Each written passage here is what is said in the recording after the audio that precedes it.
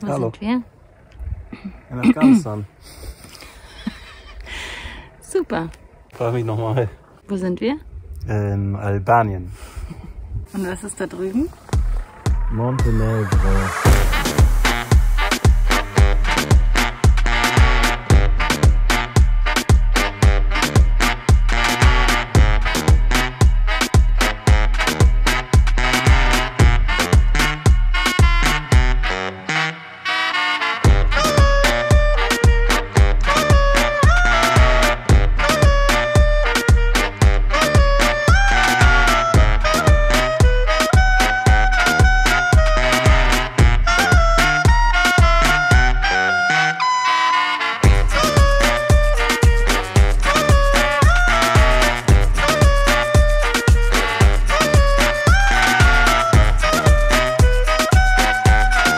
Nimmst du mich mit? Jo.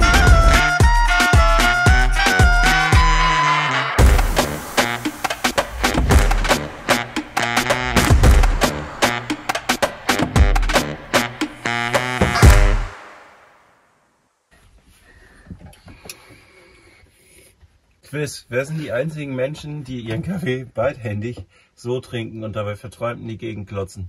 Nicht nur Vanlifer. Jetzt hast du ja schon die Antwort gesagt. Ja. Wer denn? Was war denn dein, wo ging denn dein Mein Gag hin? Instagram ist voll davon. Sobald der erste Schnee kommt, stehen alle so da. Ja.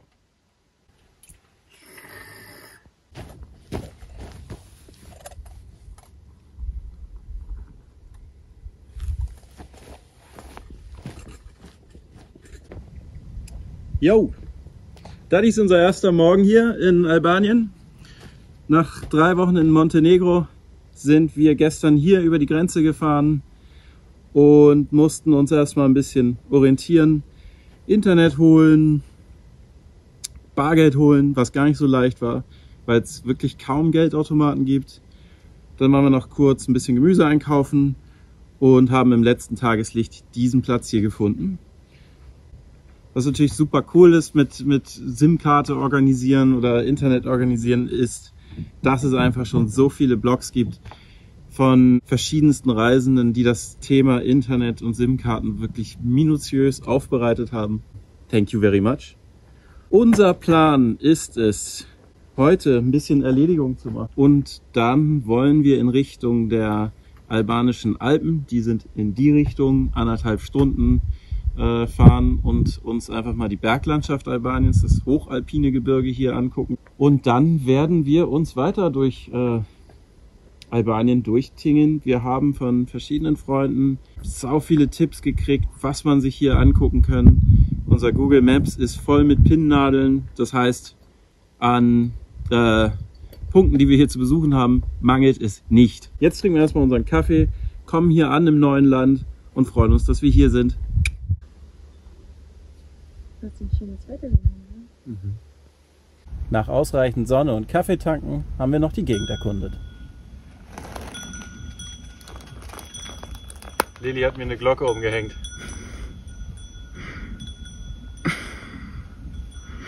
Mhm, genau.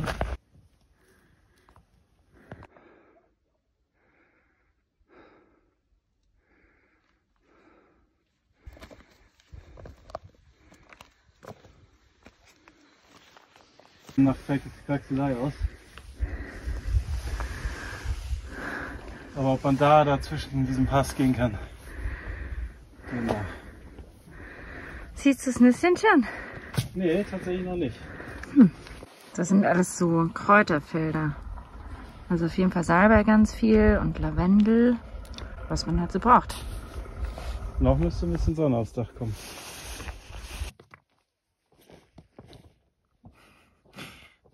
Albanien gilt weltweit als größter Exporteur von Salbei und auch andere Heilpflanzen und Kräuter werden hier angebaut und exportiert.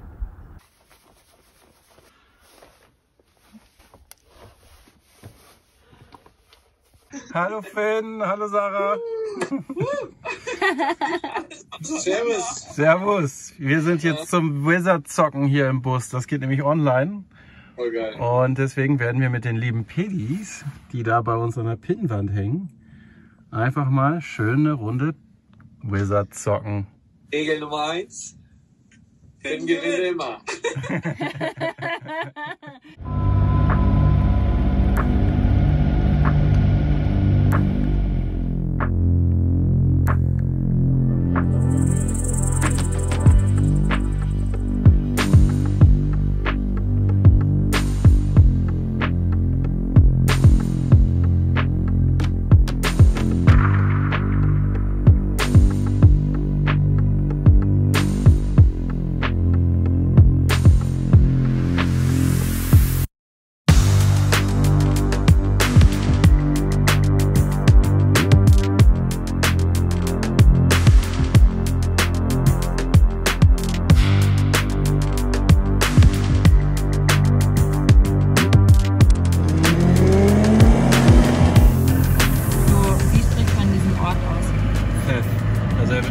T-H-E-T-H. Ja.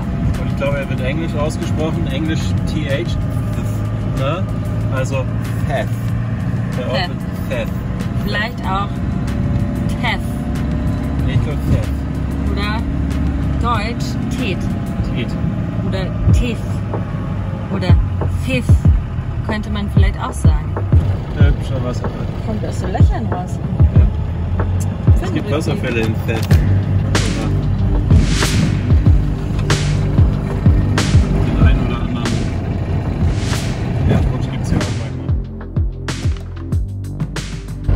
Hauptstraße von Theth jetzt hier. Wir hatten überlegt, ob wir das Tal weiterfahren können in einem großen Bogen, um nicht die gleiche Straße zurückzufahren. Aber die Straßen sehen alle so aus. Und ja, so eine 4x4 will ich das nicht machen. Deshalb fahren wir jetzt ein Stückchen wieder hoch. Da war ein ganz netter Platz, den wir schon gescoutet haben. Schauen mal, ob da jetzt noch Sonne ist. Wir stehen jetzt hier schön in den albanischen Alpen. Es ist kalt, es ist aber traumhaft schön. Die Gipfel um uns herum sind wirklich sehr, sehr, sehr hübsch. Und haben hier einen kleinen Platz gefunden und hoffen, dass wir hier auch entspannt und ruhig stehen können. Denn ich habe gerade mal 5 Minuten ein bisschen rumgeguckt hier und gesammelt. Und dabei jede Menge von den Dingern hier gefunden. Also hoffe ich mal nicht, dass irgendwelche Leute zum Ballern vorbeikommen nachher. Das wäre ja nicht so cool. Naja. Erwärmen wir die Milch mit der Butter, dem Zucker, einer Prise Salz und dem Vanillezucker.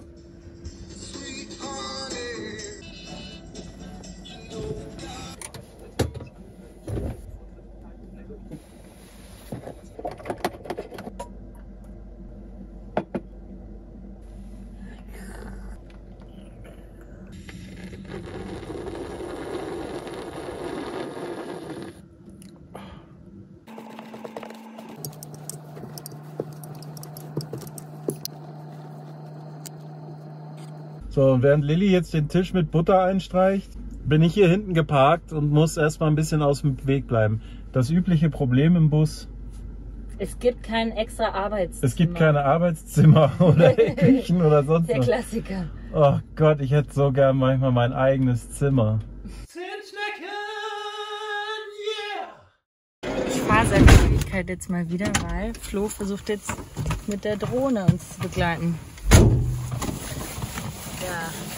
Ja. Ja. Schauen wir mal, wie das klappt, ne?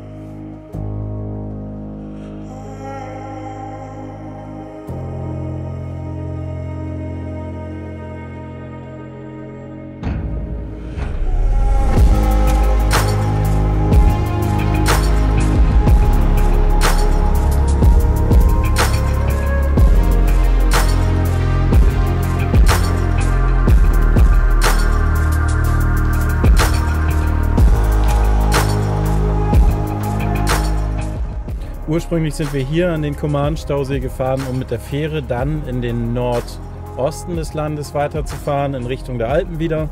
Aber die Fähre gibt es nur zur Sommersaison, also Pustekuchen.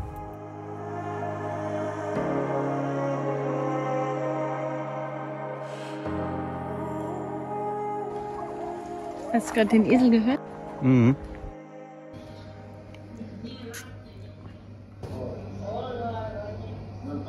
Ja. Der springt gleich hier an der Tonne. Nee.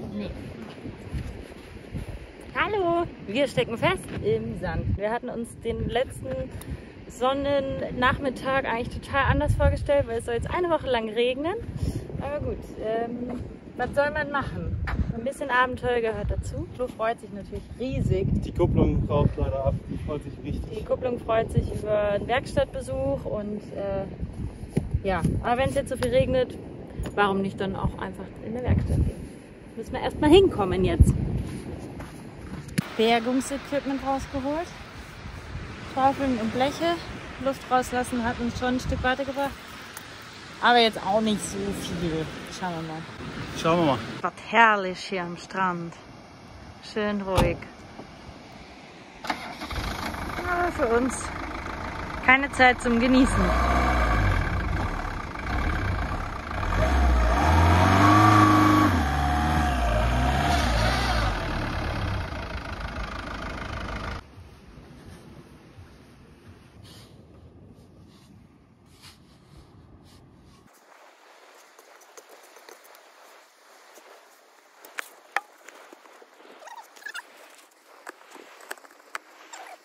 So, nächste 2 Meter.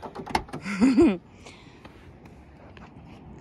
es so weitergeht, müssen wir hier das Ganze 50 Mal machen.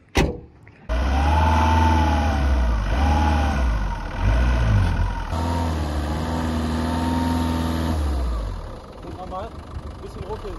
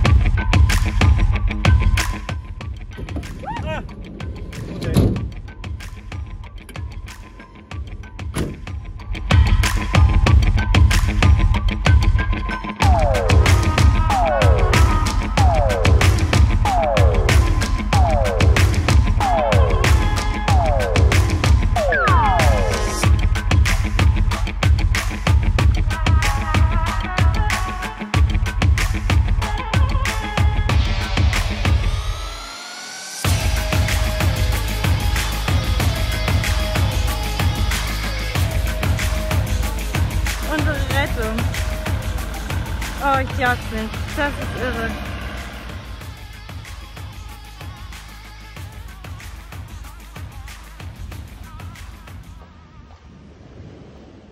So, das Schlachtfeld, nachdem wir endlich rausgekommen sind. Ich weiß nicht, ob man das hier sieht, aber ich stehe ungefähr bis hierhin in der Kuhle drin.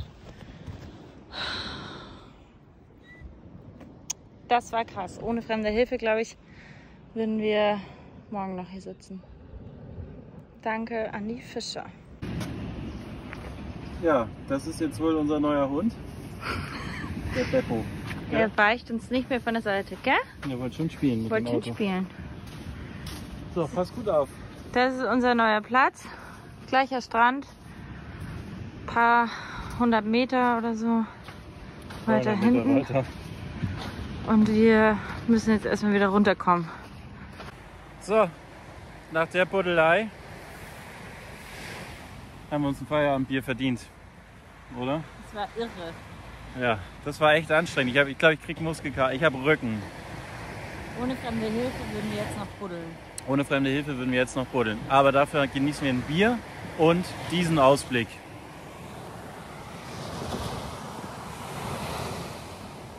Herrlich. Hast du die ganze Nacht aufgepasst, ne? Und über den Strand geflitzt ist er. Bellend. Ich glaube, er kommt mit. Können wir ihn behalten?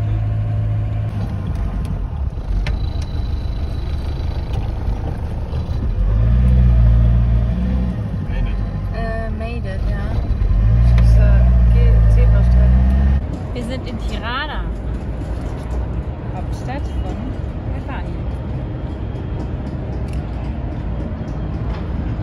Überall wird gebaut.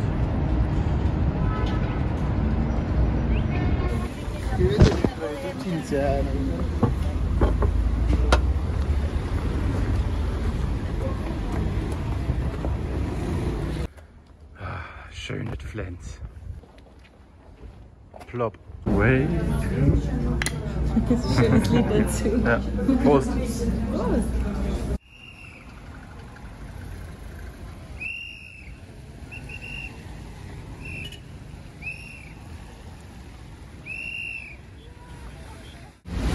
Wir gehen jetzt zu einem Drohnen-Repair-Shop, den Lilly hier gefunden hat, und werden dort die Drohne reparieren lassen, zu einem relativ günstigen Kurs, und freuen uns, dass wir dann endlich wieder normal mit der Drohne fliegen können.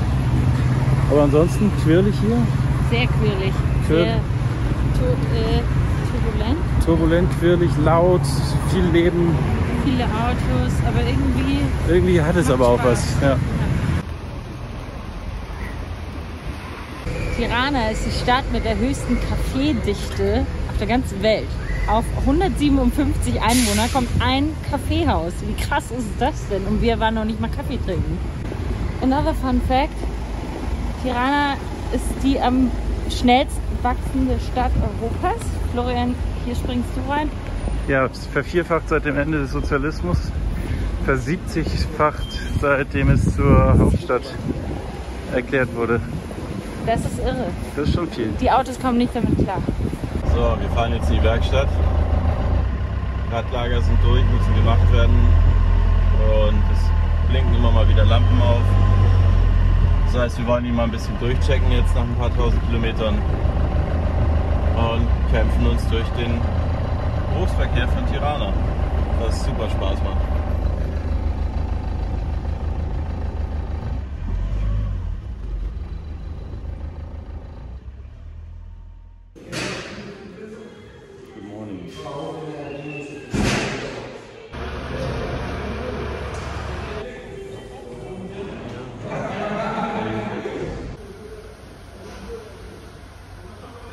Es ist 13 Uhr, wir sind seit 8 Uhr hier, wird noch ein bisschen auf Ersatzteile gewartet. Deswegen fahren wir jetzt in die Stadt und haben uns dort ein Hotel rausgesucht und kommen morgen wieder. Und jetzt gucken wir uns die Stadt an. Vielen Dank, lieber ADAC.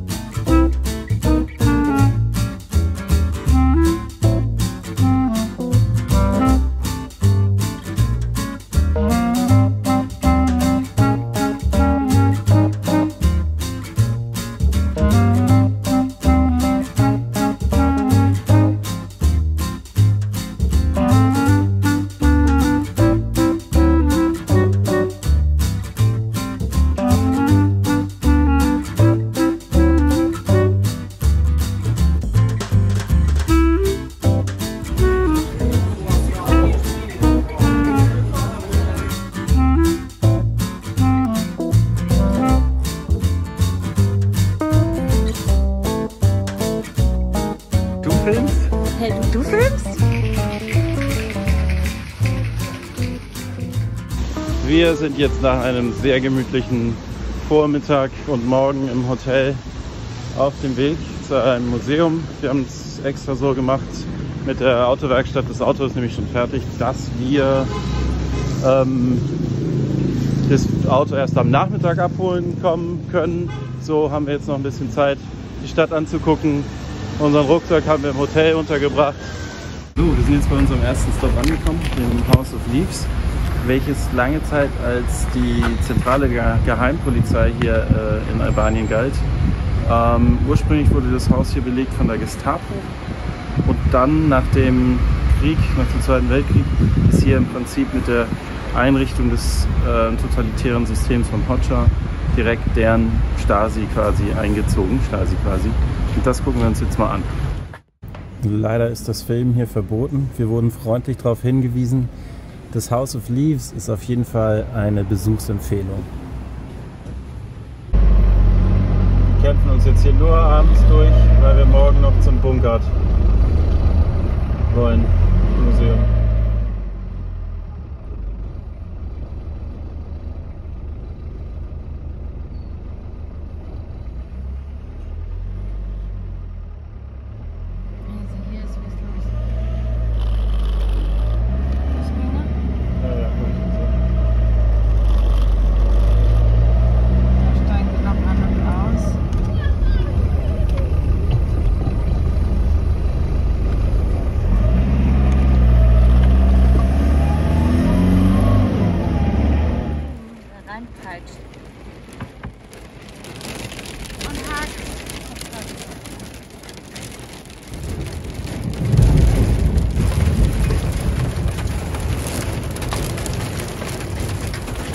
Jetzt aber schnell, Kollege.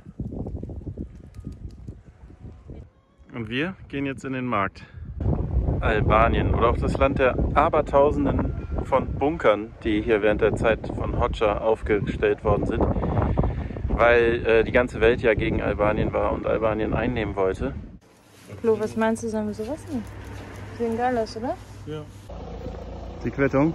Die Quittung aus dem Supermarkt.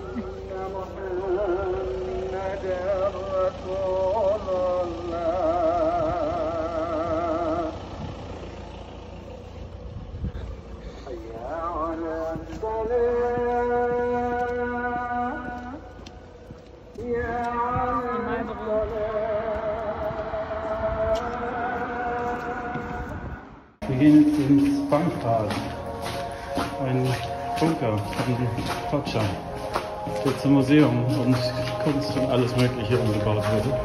Hier in dem Berg versteckt sich der Bunker.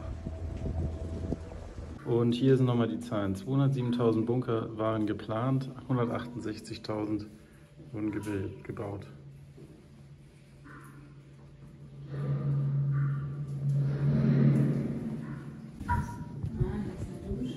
Das ist nicht eine Dusche, das ist hier die Dekontaminierung. Also hier hat man sich dann entgiftet. Bei diesem Bunker, einem Meisterwerk der Ingenieurskunst, handelt es sich um den größten Bunker Albaniens. Es ist ein Atomschutzbunker, der für den Führer Hoxha gebaut wurde. Diesen hat er lediglich einmal besichtigt, als er eröffnet wurde. Zum Glück wurde er nie wieder weiter gebraucht. Wir hoffen, dass es in Zukunft auch keine Bunker mehr brauchen wird. Alles in allem natürlich sehr bedrückend und beklemmend, gerade vor dem Hintergrund, dass Bunker zurzeit schon wieder gebraucht werden in der Welt.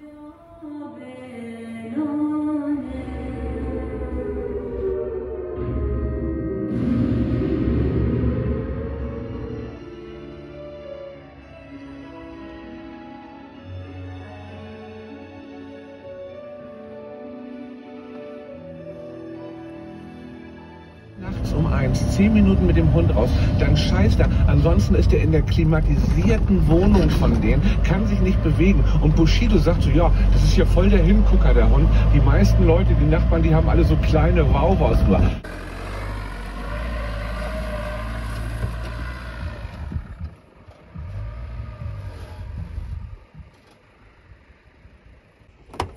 Und, stehen wir schon gerade? Nee, das nicht. Aber ich bin ganz happy, dass er das geschafft hat. Ja. War doch cool. Hier sind nur ein paar Fischer. Und ansonsten herrlicher Blick über diese Bucht. Da hinten müsste Montenegro sein. Und da sieht man wunderschön die eingezuckerten Berge. Das hier ist unsere kleine Libelle. Sieht völlig fein aus. Völlig fein. So können wir sein. So, das war Albanien Teil 1 über die ersten 2 Wochen, die wir hier im Land verbracht haben. Wir hoffen sehr, dass es euch gefallen hat. Und wenn es euch gefallen hat, freuen wir uns wie immer über ein Like oder einen Kommentar. Und falls ihr das noch nicht getan habt, abonniert doch unseren Kanal, denn es wird auf jeden Fall einen Albanien Teil 2 geben, in dem wir euch mitnehmen. Bam, bam, bam.